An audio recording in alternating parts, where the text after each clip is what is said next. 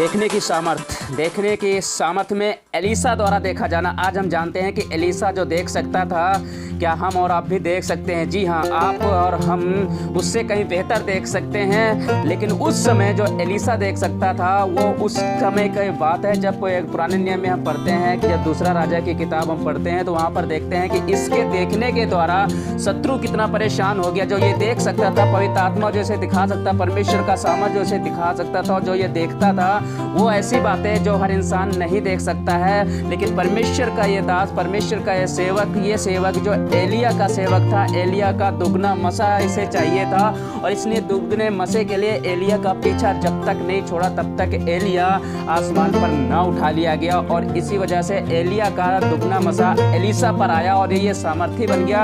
और परमेश्वर का आत्मा इसे वो दिखाता था जो ये देख सकता था, देखने की क्षमता, क्योंकि इसकी ये चाहत थी कि हम ऐसा देखें। परमेश्वर का धन्यवाद करते हैं, प्रेज द लॉर्ड। और प्रभु आपको आशीष दे इस वचन के द्वारा जब आज आपके सामने पेश करना चाहता हूँ। और यहाँ पर एलीसा द्वारा और अरामी सेना हम देखते हैं, एलीसा और अरामी सेना के बीच कुछ बात है, इस बात को प्रकट करना चाहते हैं जो आपको मिलेगी दूसरा राजा 6 अध्याय और उसके जब हम 8वें आयत में पढ़ते हैं जाके, तो यहाँ लिखा अराम का राजा इसराइल के से युद्ध कर रहा है। एक अराम का राजा है जो इसराइल के राजा से युद्ध कर रहा है, और इसराइल के राजा को एलीसा वो बातें बता रहा है जो अराम का राजा अपने शयन कक्ष में गुप्त स्थान में योजना बना रहा है कि इस योजना से हम ये काम करेंगे, इस तरीके से इसराइल पे हम चढ़ाई कर सकते हैं, इस तरीके से हम इसराइल को पराजित कर सकते हैं। ये एक योजना बनाता है अपने शयन कक्ष में, और इस तरीके से योजना बना रहा है जो कोई भी उन बातों को बाहरी लोग नहीं सुन सकते हैं। यहाँ तक वहीं पर कुछ ही लोग हैं जो राजा के, जो आराम के राजा के कुछ चुने हुए लोग थे, उन्हीं के बीच में ये सलाह और मशवरा किया करता था।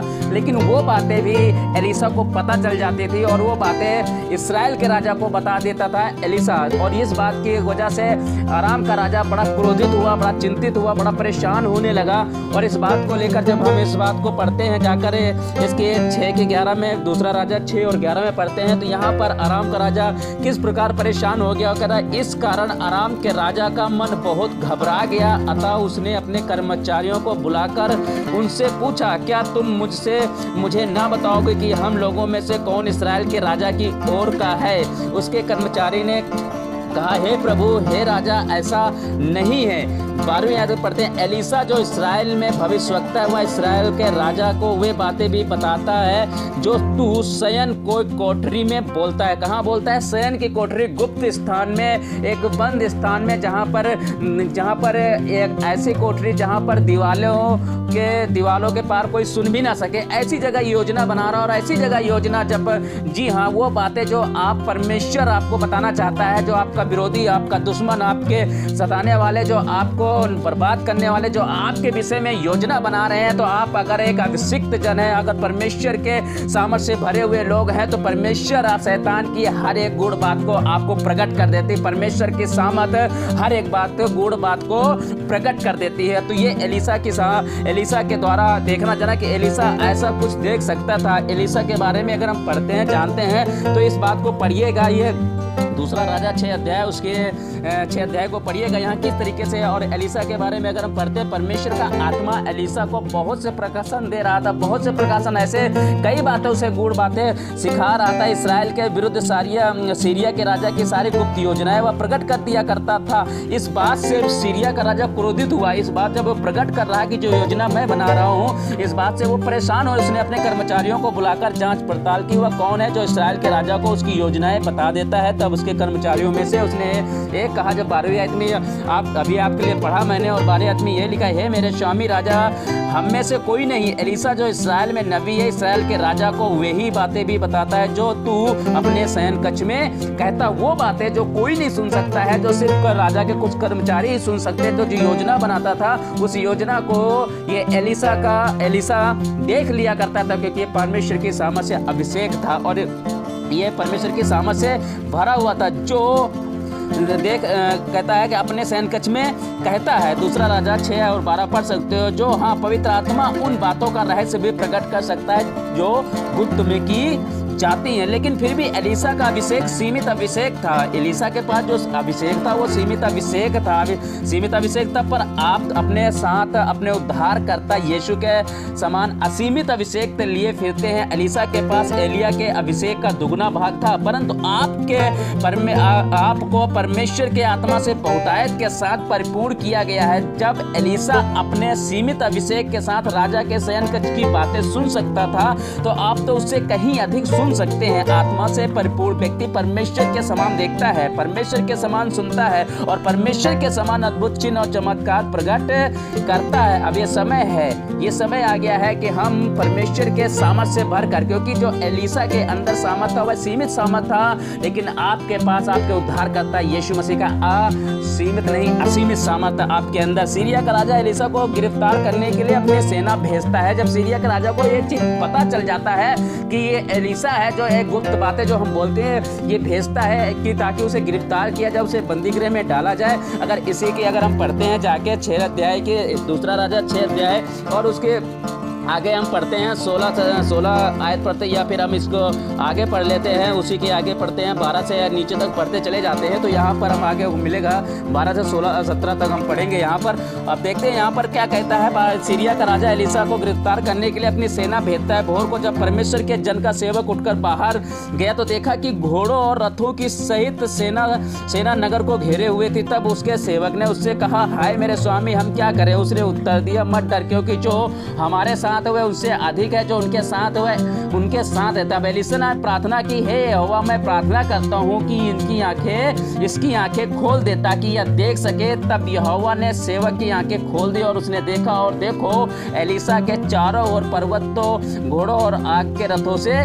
भरा हुआ था। अगर ये चीज आप पढ़ते हैं तो दूसरा राजा 6 अध्याय और उसके आप पढ़ सकते हैं 6 से 16-17 पढ़ सकते हो, और इसके ऊपर भी 12 से नीचे तक पढ़ सकते हो, जो परमेश्वर का वचन हमें बताता है किस प्रकार जब एलिसा के विषय में सीरिया के राजा को मालूम हुआ कि किस प्रकार आराम का राजा किस प्रकार से परेशान होने लगा, किस प्रकार से वो क्रोधित होने लगा कि जो बातें हम गूढ़ बातें जो हम शयन कक्ष में बोलते हैं वो भी उसे सुनाई दे रही हैं। तो वो परेशान हो गया और उसे पकड़ने के लिए जाने लगा। तो जब पकड़ने के लिए सेना भेजी तो एक पहाड़ था, पहाड़ पर एलिसा और उसका सेवक था, और वहां पर देखा कि एलिसा का जो दास था उसने देखा, आंख उठाकर देखी तो क्या दिखाई देता है कि जो हमें पकड़ने के लिए आराम के राजा ने बहुत सारी सेना भेजी है और हम सेना से चारों तरफ घिर गए हैं। मैं बताना चाहता हूं, जिस व्यक्ति की आंखें खुली हो और जिस व्यक्ति की आंखें बंद हो, इन दोनों व्यक्तियों के बीच भारी अंतर होता है। एलिसा का सेवक विशाल शत्रु सेना को देखकर कांप उठा था और विलाप करता हुआ कहने लगा था, हाय मेरे स्वामी, हम क्या करें?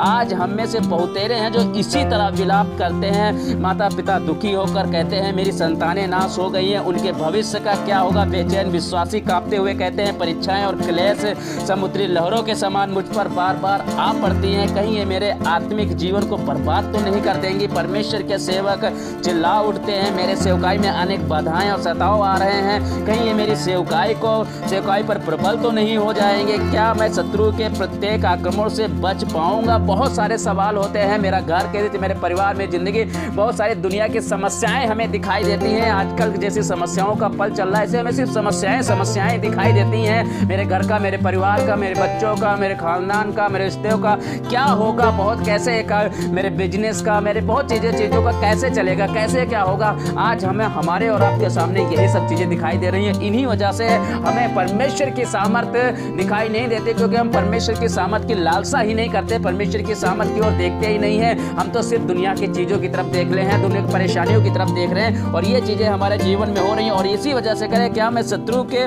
प्रत्येक आक्रमण से बच पाऊंगा? ये सब चीज़ें हमारे और आपके अंदर, एक विश्वासी के अंदर खाई जा रही हैं, और इसी वजह से हम परेशान हुए पड़े हैं। क्या इन सब चीज़ों से निकल रहे? इन सब प्रकार के विलापों का एक ही उपचार है कि हमारी आंखें खोली जाए ताकि हम आत्मिक संसार में देख सकें। इसलिए हमारी आंखें खोली जाएं। जब तक हमारी आंखें नहीं खुलेंगी पवित्र आत्मा की ओर से, परमेश्वर की सामर्थ के द्वारा हमारी आंखें नहीं खुलेंगी, तब तक हम परेशानियों को ही देखते रहेंगे, मुसीबतों को ही देखते रहेंगे, हर एक परेशानी दिक्कतों को देखते रहेंगे। लेकिन जिस दिन हमारी आत्मिक आंखें खुल जाएंगी तो हम भी एलीसा की तरह देखने वाले हो सकेंगे। जो उसका दास तो देख रहा है कि परेशानी ने हमें घेर लिया, लेकिन एलीसा देख रहा है कि मैं जितने उनके सेना उसको भी परमेश्वर ने, हमारे परमेश्वर के सामर्थ ने हमें घेर रखा है, परमेश्वर के सामर्थ, परमेश्वर के जलाल ने हमें घेर रखा है। जो एलीसा देख सकता था वो एलीसा का दास नहीं देख सकता था। कई बार होता है कि हम और आप यही कर रहे हैं। जो कुछ लोग परमेश्वर के सामर्थ को देख सकते हैं, लेकिन जो परमेश्वर की सामर्थ को नहीं देख पा रहे हैं वो अपनी चिंताओं में सुस्त है, अपनी परेशानियों में, दिक्कतों में पड़े हुए हैं, चिंतित हैं कि हमारा क्या होगा। लेकिन जो परमेश्वर के करीब हैं और परमेश्वर की सामर्थ से भरे हुए हैं, उन्हें दिखाई दे रहा है कि मेरा खुदा, मेरा परमेश्वर, मेरा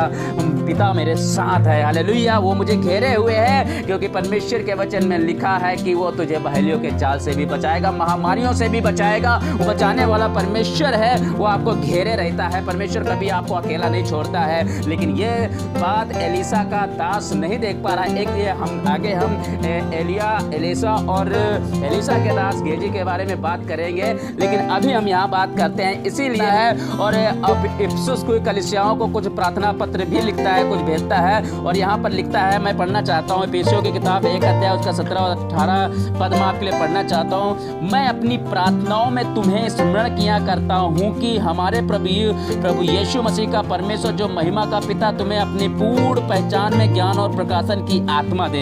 मैं प्रार्थना करता हूँ कि तुम्हारे मन की आंखें ज्योतिर्मय हो, जिससे तुम जान सको कि उसकी बुलाहट की आशा क्या है। जब तक आपको ये नहीं पता होगा कि उसकी बुलाहट की आशा क्या है, तब तक आप सेवकाई नहीं कर सकते, तब तक आप दुनियावी चीजों को देखते रहोगे। जिस दिन आपको ये पता चल जाएगी उसकी बुलाहट की आशा क्या है, कि वो पवित्र आत्मा से अभिषेक करे, वो बातें भी आप देख सकते हो, वो बातें भी आप जान सकते हो, वो बातें भी आप प्रकट कर सकते हो जो परमेश्वर चाहता है, जो दिखाना चाहता है। शत्रु की हर एक चाल को परमेश्वर आपके द्वारा प्रकट करना चाहता है, शैतान की हर एक मनसा को आपके द्वारा परमेश्वर प्रकट करना चाहता है। लेकिन हम क्या कर रहे हैं, हम तो सिर्फ दुनियावी तरफ देख रहे हैं, दुनिया की तरफ देखकर दुनिया की तरफ अपने कान को लगाते हैं। एलीसा ने भी अपने सेवक के लिए ऐसी ही प्रार्थना की थी कि उसकी आंखें खोली जाएं, और उसकी आंखें खोली गई। एलीसा का विश्वास चट्टान की तरह दृढ़ था, क्योंकि उसकी आंखें पहले से ही खुली थी। जब पवित्र आत्मा आपको पूरी तरह से भरता है तो आप अपनी परिस्थितियों को देखकर विलाप नहीं करते हैं। कितने लोग आज अपनी परिस्थितियों को देखकर विलाप कर रहे हैं, क्योंकि